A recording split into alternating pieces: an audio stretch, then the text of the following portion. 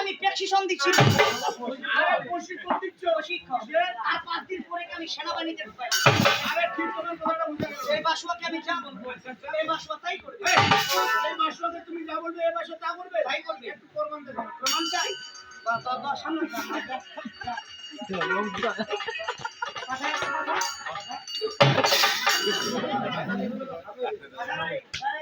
গরু তোর বাসুয়ার নাম কি